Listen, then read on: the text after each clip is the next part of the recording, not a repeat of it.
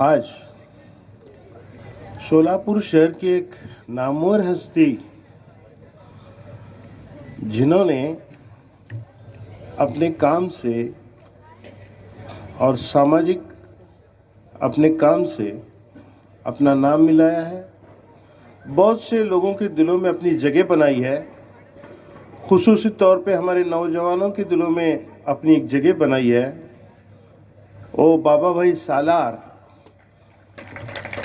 इनके पक्ष प्रवेश के लिए खुसूसी तौर पे मैं यहाँ हाजिर हुआ हूँ। मंच पर मौजूद, नशिस्त पर मौजूद हमारे राष्ट्रवादी कांग्रेस के शहर जिला अध्यक्ष संतोष भाऊ पवार, कार्याध्यक्ष जनाब जुबेर भाई बागबान, हमारे अल्पसंख्यक के शहर अध्यक्ष जनाब आमिर भाई शेख, अल्पसंख्यक के कार्याध्यक्ष राजू मोरे, अल्पसंख्यक के जिला अध्यक्ष नजीर भाई इनामदार,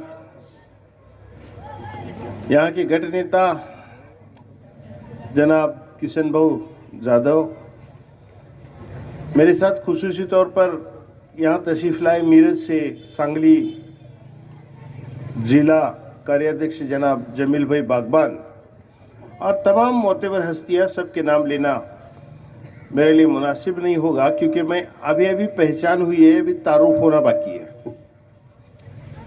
बाबा भाई से अभी पहचान हुई है, अभी तारुफ होना बाकी है। तो आने वाले वक्त में इंशाल्लाह बहुत अच्छा तारुफ रहेगा, अल्लाह की ज़ात से उम्मीद है। मुझे लगता है कि महाराष्ट्र में का एक पहला पक्ष प्रवेश है जिसे प्रदेश अध्यक्ष के तौर पर मैं हाजिर हुआ। बाबा भाई कहीं भी नहीं गया पूरे महाराष्ट्र में, गया नहीं इसका मतलब मैं बहुत बड़ा हूँ ऐसा नहीं है, मेरे पास वक्त की किल्लत थी। लेकिन जब आमिर भाई और बाकी सब साथियों ने इसरार किए कि नहीं, ये पक्ष प्रवेश के लिए आपको ही आना है क्योंकि हस्ती इतनी ऊंचाई है और उस ऊंचाई के लिए आपको आना पड़ेगा, और इसलिए मैं आपकी खिदमत में आज हाजिर हुआ हूँ। मैं आपको बता दूं कि सियासत अपने तौर पे चलती रहती है, बहुत सारी पार्टियां रहती है, बहुत सारे नेता रहते हैं, जिसको जो अच्छा लगता है उधर चला जाता है। लेकिन आज हालात ऐसे हैं कि हमें बहुत सोच समझकर हमारे ख्यालातों पर हमें मुश्तमिल होना पड़ता है। पार्टियां तो बहुत है, नेता तो बहुत है, लेकिन आज हमारे समाज के साथ कौन इंसाफ बरत रहा है? कौन पार्टी है जो हमारे साथ इंसाफ कर रही है या हमारे लिए लड़ रही है, झगड़ रही है, हमें हमारा हिस्सा हक दिलाने की कोशिश कर रही है? इसका परखना और देखना जरूरी है। और जब आप महाराष्ट्र में नजर डालेंगे तो आपको ध्यान में आएगा कि 6 पार्टियां हैं, 3 इख्तियार में, 3 अपोजिशन में। अपोजिशन में उनको तो देख लिया, आजमा लिया आपने कि इनको वोट दिए, 50-60 साल हुआ वोट दिए इनको, सब किया, लेकिन कभी हमारी बात नहीं की इन्होंने, कभी हमारे साथ इंसाफ का मामला नहीं किया इन्होंने। हालांकि आपको बताता हूँ आगे जाके कि क्या चीजें अजीत दादा ने हमारे लिए की जो कभी 50-60 साल पहले होना जरूरी थी। जब अजीत दादा ने फैसला लिया 2023 में कि मैं सरकार में शामिल होंगे, अब उस वक्त सरकार तो सिर्फ 2 लोगों की चल रही थी, एक एकनाथ शिंदे और एक फडणवीस, 2 लोगों की सरकार चल रही थी। अब मुझे बताओ, ये 2 लोगों की सरकार चल रही थी तो इसमें हमारी नुमाइंदगी कौन करने के लिए कौन बाकी था? कोई भी नहीं था। अजीत दादा ने फैसला इसलिए लिए कि मैं गवर्नमेंट से बाहर बैठूंगा एज अपोजिशन पार्टी करके या अपोजिशन लीडर करके, और लोग मेरे पास तो काम लेके आते हैं, मुझसे तवक्को करते हैं कि अजीत दादा ये काम करेगा, अजीत दादा ये मदद करेंगे, और मैं अपोजिशन में रहने के बाद मैं लोगों को मदद नहीं कर पा रहा, लोगों को कुछ फंडिंग नहीं दे पा रहा, तो फिर लोगों को मैं टाइम पास कराऊं, लोगों के साथ मजाक करूं? उससे बेहतर है कि मैं गवर्नमेंट में घुस जाऊं और गवर्नमेंट में घुस के ये जितने ये लोग हैं अकलियत के और बाकी दीगर लोग, इन तमाम लोगों को इनका हिस्सा और इनका हक इन तक पहुंचा दूं। इस चीज को मद्देनजर रखते हुए, इस नस्बुल ऐन को देखते हुए दादा ने फैसला लिया। अब जब ये फैसला लिया गया तो हमारे में से कुछ लोगों के कान फूसी हुई और कानों में गलत बातें फैलाना शुरू कर दी अपोजिशन वालों ने कि बोले अरे यार क्या क्या क्या, वो बीजेपी के साथ गया, इसके साथ गया, उसके साथ गया। मैं बोलता हूं मैं भी आप में से एक हूं। मैं भी नीचे से नगर पालिका का नगर सेवक होते होते होते, नगराध्यक्ष होते होते होते, महापौर होते होते यहाँ तक पहुंचा हूं, लेकिन आज तक नीचे की जितनी कुछ ताल्लुकात है उतने बरकरार है मेरे, और तहफ़्फ़ुज़ से मैंने उनको रखा हूं। तो मैं एक बात बोलता हूं, हमारे नीचे के लोग क्या बोलते हैं, अरे नहीं यार अजीत दादा बहुत अच्छा आदमी, काम का आदमी है, लेकिन वो बीजेपी के साथ गया। मैं जो बात बोल रहा हूँ उसका सवाल का जवाब वो दे दे तो बहुत अच्छा है कि अगर अजीत दादा गवर्नमेंट में नहीं बैठते तो हमारी नुमाइंदगी कौन करता।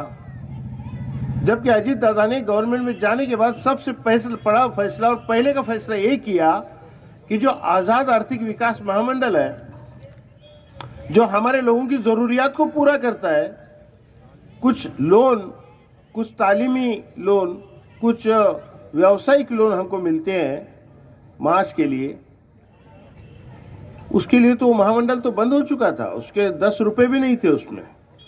25 साल पहले उसको इजाद किया गया था, उसमें तब जाके 50 करोड़ डाले थे, वो 50 करोड़ तो कब के खत्म हो चुके थे।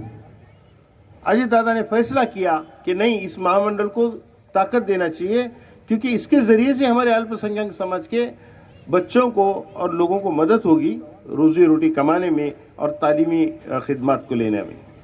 और इसलिए दादा ने फैसला किया और 500 करोड़ की गारंटी सेंट्रल गवर्नमेंट की उस महामंडल के लिए दादा ने मंगाई और 1000 करोड़ रुपए स्टेट गवर्नमेंट से उसमें फंडिंग दे दी। आप बोलो 50 करोड़ का महामंडल तो पहुंचा 150 करोड़ को, 1500 करोड़ में पहुंचा। तब जाके हमारे लोगों को जरूरियात कुछ पूरी हो रही हैं, कुछ तालीमी लोन्स मिल रहे हैं। मुझे बोलो जिन्होंने 50-60 साल तक हमारे वोट लिए, उन लोगों का काम नहीं था क्या? ये भी इख्तियार में थे ना, अभी 8-10 पहले वो भी इख्तियार में थे।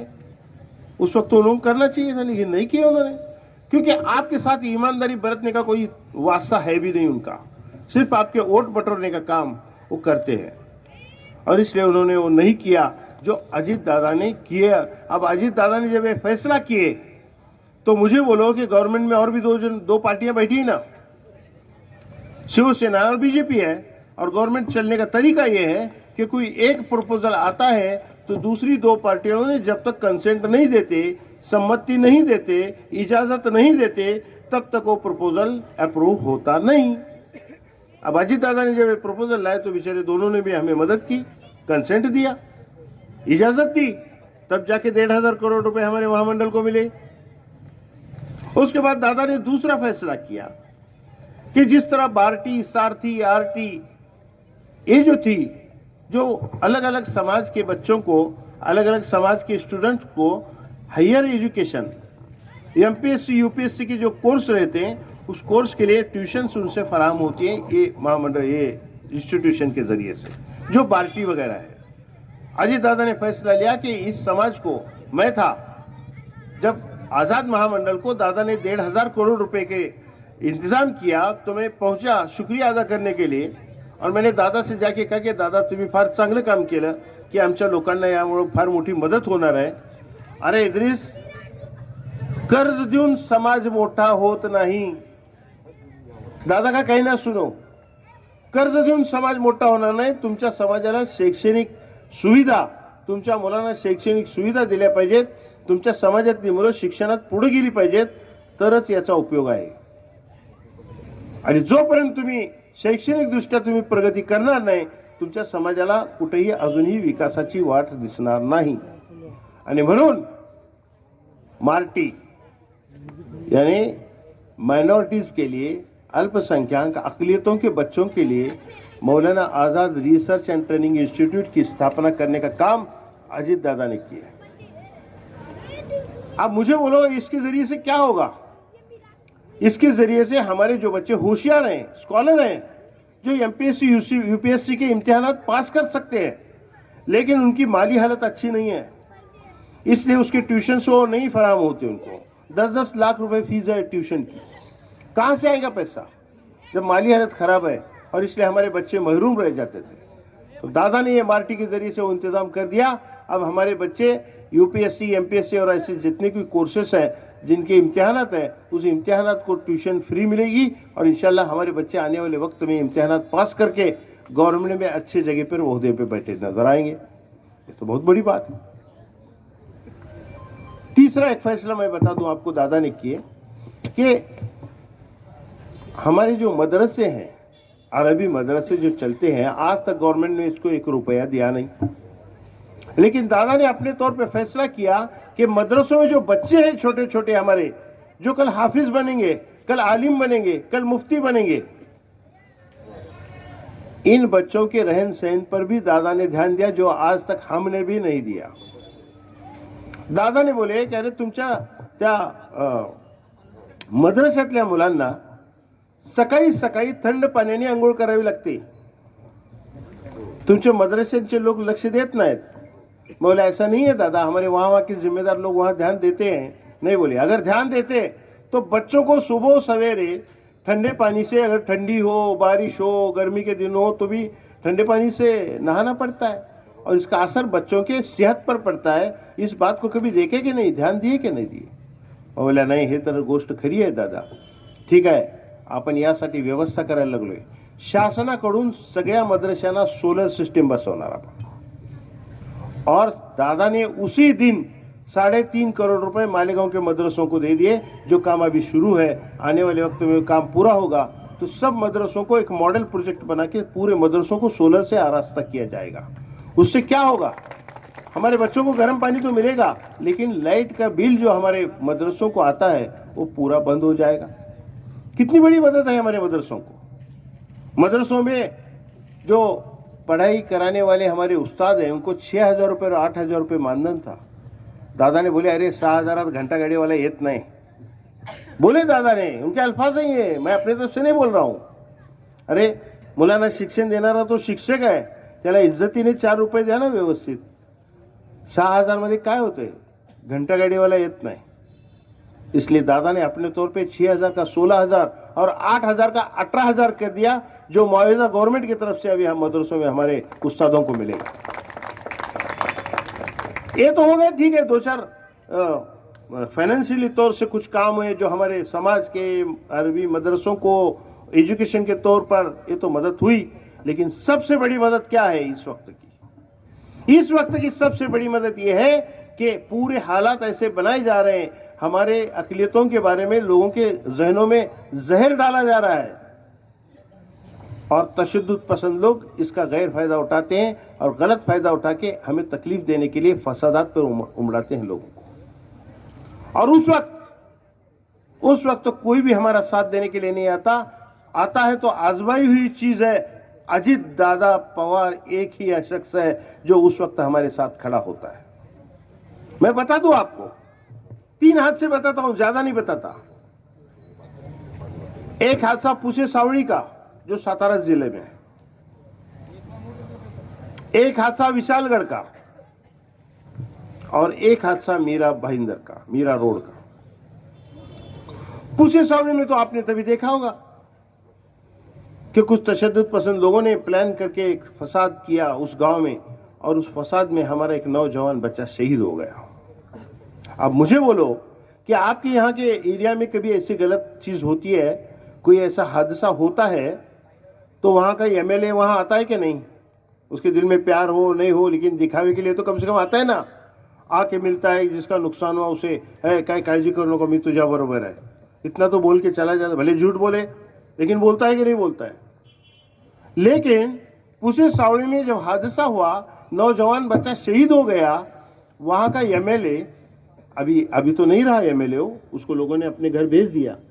हाँ, वो आया नहीं, 2.5 साल तक उधर आया नहीं, उस गांव में आके उससे कभी भी बात, हमदर्दी की बात किया नहीं। वो मेरे ताल्लुकात वाला है, लेकिन मैं आपको बोलता हूं कि हादसा जब हुआ उसके 4 दिन बाद दादा सातारा दौरे पे थे। सुबह सवेरे 5:30 बजे मुझे फोन आया, दादा क्या पिएगा? मेरा गांव वहां से 1.5 घंटा आगे है। फोन आया की बोले दादा पुसे सावळीला यायला लागलेत आणि तुम्हाला पोचायला सांगितलं। ठीक है, देखा 5:30 बजे अब मैं कितना भी फास्ट गया तो 1.5 घंटा लगता है। मैं 7 बजे पहुंचा, जाने तक मैंने देखा कि दादा वो फैमिली के साथ बैठे बात कर रहे हैं। कुछ पुलिस अफसरान खड़े हैं। दादा ने उनको अपने तौर पे हिदायतें जो देनी थी वो दी और उनको बाहर निकाला। और दादा की ये बात ध्यान में आ गई कि ये जो बच्चा नौजवान शहीद हो गया, यही इस घर का करता धरता था और इसी की जान पर ये घर पल रहा था। उसकी जवान बीवी हामिला थी, एक बच्चा भी था, 2 छोटे भाई थे, एक बहन थी और ज़ईफ माँ बाप थे। ध्यान में आ गया कि ये तो फैमिली रास्ते पे आ गई, इनको तो मदत करना चाहिए। दादा ने बोले की मी 5 लाख 10 लाख गव्हर्नमेंटकडनं मिळतात ते देऊ शकतो, पण ते दिल्यानं तुमचा प्रश्न संपणार नाही। एवढं मोठं कुटुंब आहे तुमचं, हे कसं चालणार? म्हणून एक काम करू, ते 5 लाख 10 लाख तर मिळतीलच, पण ते कधीतरी संपणार आणि त्यानंतर तुम्ही समाजापुढे हात पसरत फिरावं लागेल तुम्हाला। त्यापेक्षा मी तुमची कायमची व्यवस्था करतो। बैठे बैठे दादा ने उनका सबका पूछे बातचीत किए थे तो ध्यान में आ गया कि जो बच्चा शहीद हुआ था उसकी बीवी का क्वालिफिकेशन अच्छा था। दादा ने बैठे जगह गवर्नमेंट की ग्रांट जिस सोसाइटी को मिलती है ऐसे सोसाइटी को बैठे बैठे ऑर्डर कर दिए और उनका नौकरी का इंतज़ाम कर दिया ताकि इनको परमानेंट हर महीना इनके खर्चे का रोजी रोटी का इंतज़ाम हो जाए, इनको किसी के सामने मजबूरी से हाथ फैलाना नहीं पड़े। एक किया कौन ने? दादा ने किया। और आगे बोलता हूँ, मैं सियासत पे रहता हूँ, मुझे पता है सियासी लोग कैसे होते हैं। कोई एक छोटी चीज करते हैं उसका मार्केटिंग बहुत बड़ा करते हैं। लेकिन आज तक दादा ने कभी भाषण में बोलते सुने आपने की नाही पुसे सावळीला जाऊन मी असं मदत केली? दादा ने एक काम खुलूस दिल से किया, इसको तस्लीम करना पड़ेगा। दादा ने कभी भी एक लफ्ज किसी भाषण में नहीं बोले, लेकिन हमारी मदद के लिए आए कि नहीं आए? वहां का एमएलए आया नहीं जिसको लोगों ने वोट दिए, वो बाद में मिला मुझे, वहां का एमएलए था। वो बोले अरे बाळासाहेब तुम्ही चुकीचं काम केलं राव, तुमच्याकडनं अपेक्षा नव्हती अशी, तुम्ही यायला पाहिजे होतं, तुम्हाला या लोकांनी सातत्याने मदत केली, तुमच्या निवडणुकात हा समाज कायम तुमच्या बरोबर राहिला, तुम्ही आला नाही। अरे नाही काय सांगायचं तुम्हाला, फार अडचण आहे। काय झालं? तर बोले अगर मी तिथे गेलो तर समोरचे लोक नाराज होतील आणि ते इलेक्शनच्या वेळेला मला प्रॉब्लेम करतील। यानी सिर्फ वोटों की गिनती करने का काम ये करते हैं। उनके सामने कोई शहीद जवान हुआ, जवान शहीद हुआ, घर रास्ते पे आया, इंसानियत नाम की कोई चीज नहीं, लेकिन इंसानियत का सबूत अजीत दादा ने दिए वहां। दूसरा हादसा बताता हूं विशालगढ़ का। लोकसभा में तो हमारे लोगों को बहुत प्यार फूटा था, कैसा वोटिंग करे, 88% वोटिंग हुआ। कभी जिंदगी में यानी जब से हमको आज़ादी मिली है ना तब से आज तक हमारे समाज का 88% वोटिंग तो कभी देखा ही नहीं लोगों ने। जब भी रहती थी कारपोरेशन इलेक्शन हो, दूसरे इलेक्शन हो, हम हमारे लोगों को वोटिंग के लिए बुलाते हैं तो क्या चलता है, हमारी माँ बहनें तो जल्दी आती ही नहीं वोटिंग को। बाद बहाने पे बहाने शुरू रहते, सुबह से बहाने शुरू, बोले आपा वोटिंग के लिए जाना है, अरे नहीं बोले उनको जाने का, उनको डब्बा बन के देने का है, ठीक है ओके। और मैं कुछ देर के बाद आपा वोटिंग को जाना है, नहीं बच्चे बोले बच्चे स्कूल को जा रहे हैं, उनको डब्बा बन के देने का, ठीक है। बच्चे गए स्कूल को, नहीं जरा घर में का पकाना करने का, ठीक है ओके। उसके बाद बोले कपड़े धोने के, करते करते 5 बजाते थे। लेकिन लोकसभा इलेक्शन में हमारी माँ बहनों ने भी बड़ी तादाद में वोटिंग की, बुरका विरका डाल के बड़े एहतमाम से सुबह सवेरे 7 बजे वोटिंग की लाइन को लग गए हम लोग। और किनको वोट दिए वो तो पता है सबको, रिजल्ट आया ना। जिनको कुत्ता पूछता नहीं था उनके 31 सीटें हमारी वजह से आई। अब आई तो आई, ठीक है चलो जो भी होगा होगा। ऐसा नहीं कि आपने वोट हमको नहीं दिया तो हम नाराज हो गए, खफा हो गए, गलत काम किया आपने बोलेंगे, वो अपने तौर पे चलता रहेगा। लेकिन ऐसे ही वोटिंग कोल्हापुर के भी लोगों ने किया, हमारे अकलियतों के लोगों ने, अल्पसंख्यक लोगों ने किया वोटिंग, भर भर के वोट दिए। राजे साहब खड़े हैं, बोले ए चलो राजे साहब एक अच्छा आदमी है, दे दो वोट, चलो ओके। वोट दिए, राजे साहब चुन के आ गए। राजे साहब चुन के जैसे ही आ गए, 1 महीना भी हुआ नहीं कि राजे साहब का लड़का ही खड़ा हो गया विशालगढ़ में आके, और उसको उस वक्त वो सब अतिक्रमण दिखने लगा और उसने तोड़ फोड़ शुरू की। तशद्दुद पसंद लोगों को लेके जाके वहाँ के नीचे हमारे रहने वाले लोगों के घरों को आग के हवाले किया, घरों में से लोगों को खींच के औरतों और बच्चों को पीटा गया, हमारी वहाँ की मस्जिद के साथ बेएहतरामी की गई। आपने तो वीडियो देखा होगा, देखा कि नहीं देखा? वीडियो देखे कि नहीं देखते आप लोग मोबाइल में? उसमें देखा होगा आपने कि हमारे मस्जिद के साथ कैसी बेहुरमती की गई, हमारी दीनी किताबों के साथ कैसी बेअदबी की गई। ये कौन किया? अरे जिनको 1 महीना पहले हमने भर भर के वोट दिए और उनको पार्लियामेंट में पहुंचाया था, उन्हीं के घर से उन्हीं का लड़का आके खड़ा हो जाता है तलवारें और सब बाकी चीजें लेके और हमें नुकसान पहुंचाने का काम करता है। हालांकि जिम्मेदारी उनकी थी, जवाबदेही उनकी थी, क्योंकि हमने उनको वोट दिया था, लेकिन जवाब देने के बजाय वो तो हम पर हमला करने आमादा हो गए, हमारा नुकसान कर दिया। लेकिन अजित दादा ने ये सोचे नहीं। हर कोई वहां जाने से डर रहा था। बोले विशालगडला गेलो तर काय होईल, ते बाकीचे लोक काय म्हणतील, हे करतील वो करतील। एक छोटी सोच अहमकाना सोच है। दादा ने ये सोच नहीं रखी। दादा ने अचानक से 4:30 बजे जाने का फैसला किया। 4:30 बजे विशालगढ़ पहुंचे, लोगों को लेके बैठे, क्या क्या हुआ क्या नहीं सब हाल हवाल देख लिया। पुलिस महकमे को वहां जो इजाजत नहीं थी वो बंद कर दी और पुलिस महकमे को हिदायतें दे के उन्हें वहां से रवाना कर दिया और लोगों को जगह पे मुआवजा का ऐलान किया, जो 3 दिन के अंदर पूरे लोगों को चेक भी दे दिया। मदद करने के लिए कौन पहुंचा? जिसने मदद करना चाहिए उसने तो हमारे साथ हमलेवारी का काम किया। और मदद किसने किया? तो अजित दादा ने किया। तीसरा हादसा मीरा भाईंदर का। मीरा रोड एक जगह है जहां 99% अकलियतों के लोग रहते हैं। वहां के कुछ तशद्दुद पसंद लोगों ने एक रैली की परमिशन ली। अब वो रैली की परमिशन इस तरह से ली कि रैली का दिन जुमा, रैली का टाइमिंग 11 से 2 और रैली का रूट 9 मस्जिदों के सामने होता हुआ, यानी ऐन जुमा के नमाज के वक्त रैली निकालेंगे। फिर हमारे लोग भड़क जाएंगे, कुछ भी आड़े तेरे कुछ भी घोषणाबाजी करेंगे, नारेबाजी करेंगे, हमारे लोग भड़क जाएंगे और फिर फसाद होगा।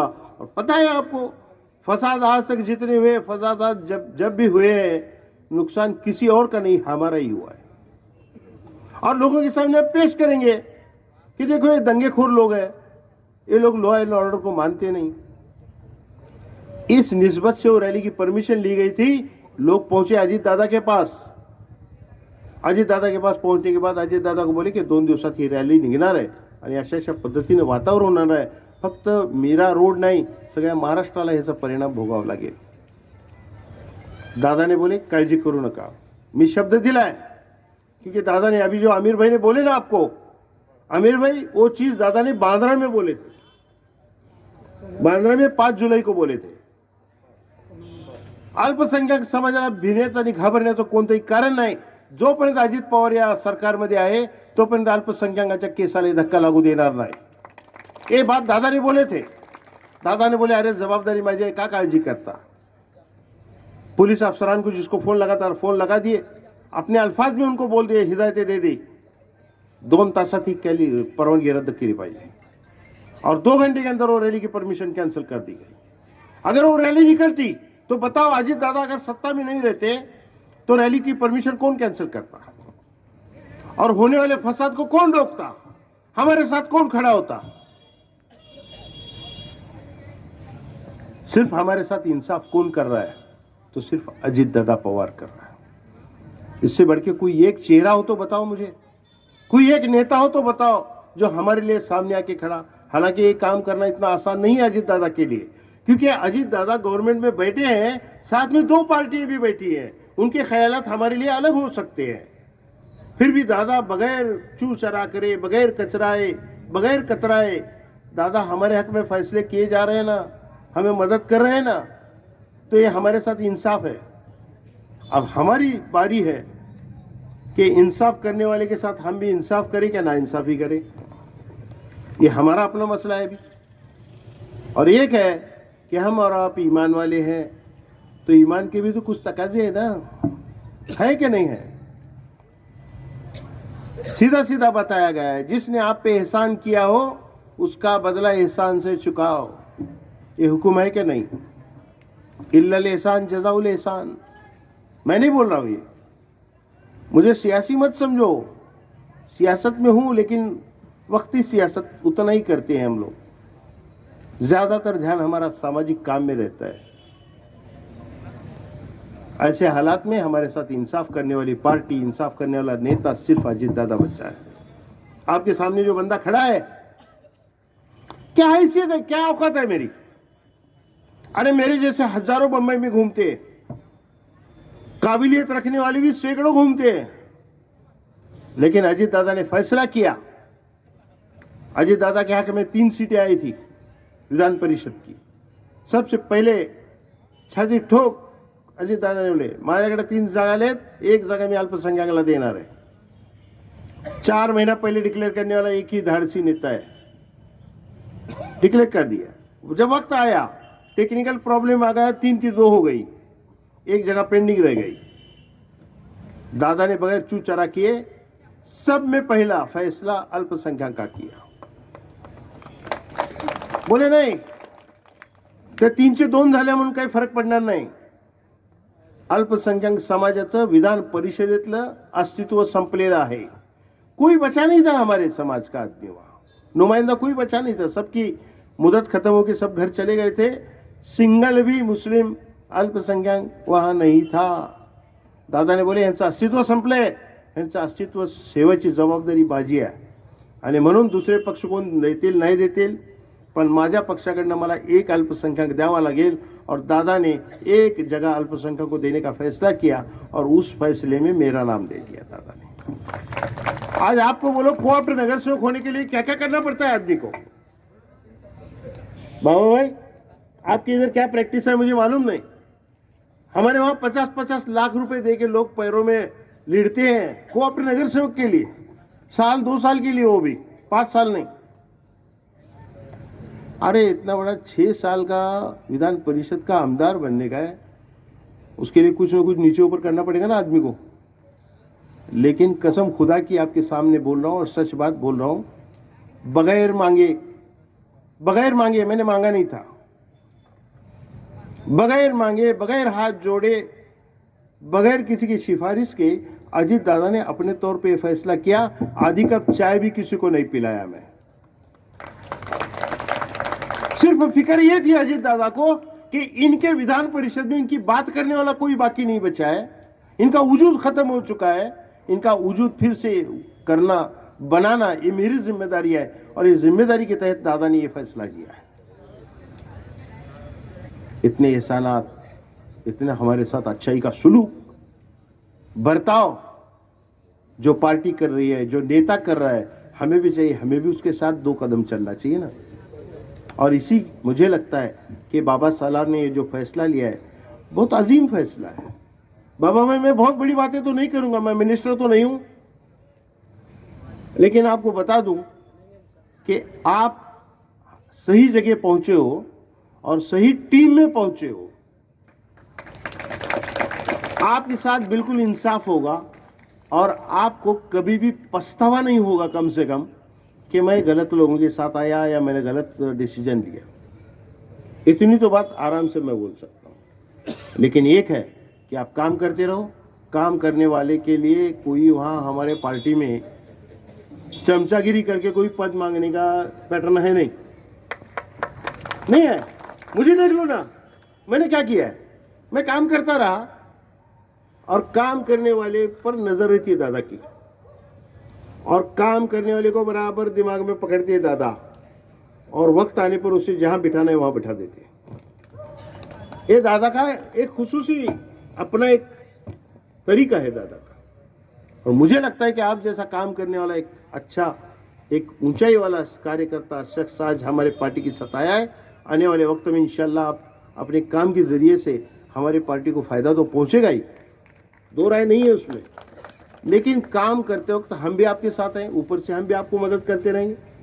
खुसूसी तौर पे आपका अक़लियतों में बहुत ज़्यादा उठना बैठना, या आपका जो क्या बोलेंगे उसे एरिया जो है, कमांड एरिया, उसमें अक़लियतों की ज़्यादा तादाद है और अक़लियतों को मदद करने के एतबार से हमारी पार्टी बिल्कुल पीछे नहीं है।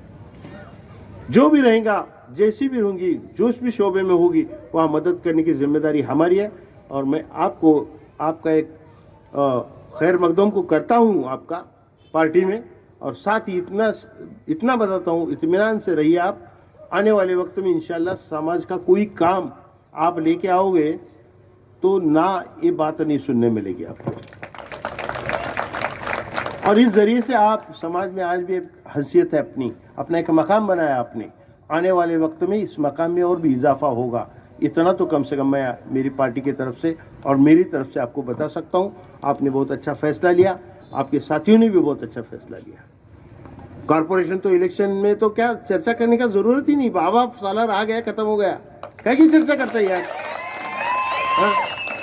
क्या की चर्चा करने की है, आ गया ना, बाबा सालार आ गया, काम खत्म हो गया। अभी बहुत उसकी चर्चा करने की जरूरत नहीं, लेकिन आने वाले वक्त में हमारे समाज के भी काम मसले इस जरिए से हल होना ज़रूरी है। तो कॉर्पोरेशन इलेक्शन में आप बड़ी ताकत के साथ हमारे साथ जुड़े रहने की वजह से हमारी पार्टी की ताकत बढ़ेगी, और जो ताकत बढ़ेगी उसका इस्तेमाल इंशाल्लाह आने वाले वक्त में आपके लिए करने की हमने ये तय किया है। आने वाले वक्त में भी आपको जहाँ भी ज़रूरत पड़ेगी, पार्टी खुसूसी तौर पर अजीत दादा और हमारे अक़लियती शोबा आपके साथ रहेगा, उसमें हम आपको किसी तरह की कमी होने नहीं महसूस होने नहीं देंगे। इतने ही अल्फाज के साथ मैं अपनी बात को ख़त्म करता हूँ। बड़ी देर तक आप लोगों ने मुझे सहा सुना, इसलिए आपका भी तो शुक्रिया अदा करना चाहिए ना।